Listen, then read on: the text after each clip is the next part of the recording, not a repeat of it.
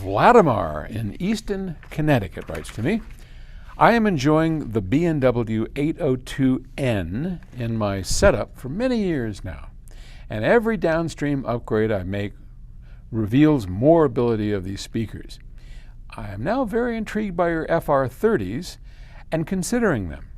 They are absolutely gorgeous and probably within the sound to match. Yes, sir.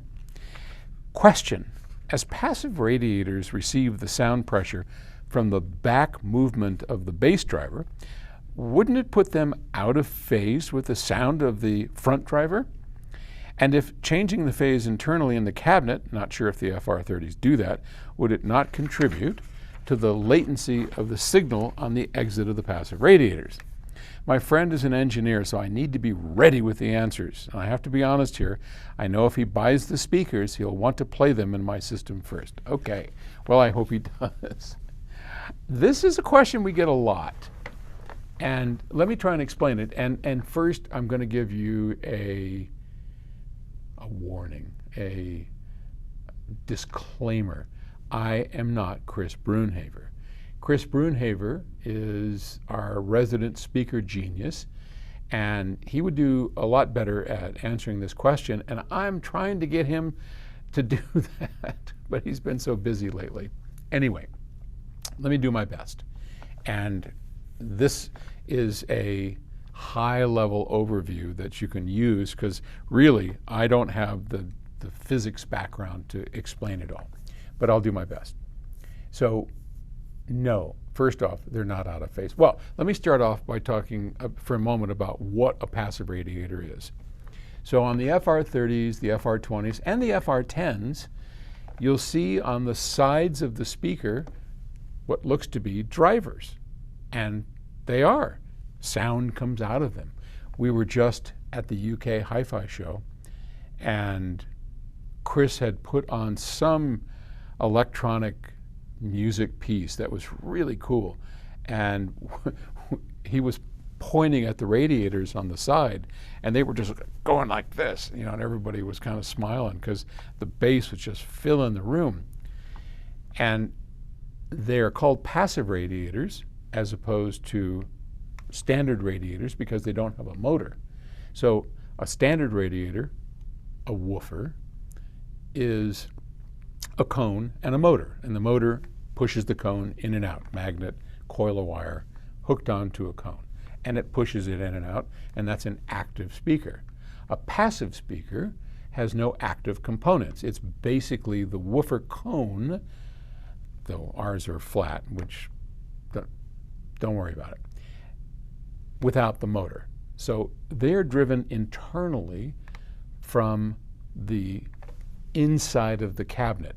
They are very much like a port, which is just a hole in the speaker, which has the same issue, right? If sound coming out of the port is out of phase at a certain frequency, you'll get cancellation, but in fact you don't. A well-designed port adds to the bass, just like a well-designed passive radiator adds to the bass. Okay, so the common misconception of a radiator is that it is coupled to the front woofer, okay? Let's just use a radiator, like on the FR10, the radiators are in the back, okay?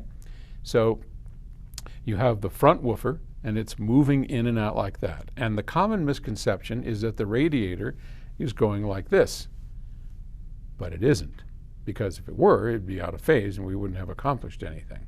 In fact, when you look at a speaker with radiators, you'll notice that the radiators, even though you've got a lot of bass going on, aren't moving.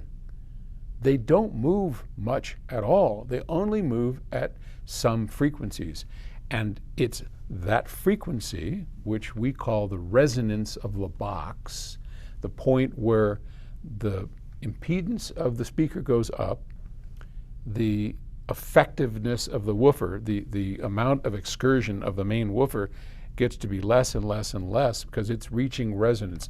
There's a point in the box called resonance that, it's hard for me to explain, that it reaches, and then from there it falls off dramatically in bass frequency. And it's at this point where the resonator takes over and fills in the gap between where the woofer would normally have been rolling off, and you get like an octave more bass. It's not out of phase. So it's at this point of resonance where internally the phase is, without us doing anything, is actually reversing inside the box, and at some point the radiator starts to work, okay? Now your friend may have told you, because you did mention the latency of the signal, it is latent by 1 cycle, okay? So the phase flips around and you get it 1 cycle delayed. So yeah, it's a little bit off, but that 1 cycle at that frequency, you can't tell. There's no way to know that that is actually happening. So it's at the point of resonance where the woofer is going to start, it starts running out of gas, that the passive radiator takes over and it stays in phase, but it is 1 cycle off. So hope that helps. I know it's not a Chris Brunhaver explanation, but we'll get that boy out here. I'm going to get him out here talking on these things, and then you'll get a better answer. For now, that should be good enough with your friends, and I hope you get a chance to hear the Aspen FR30s, or the Aspen 20s, or the 10s. All right, thanks. Bye.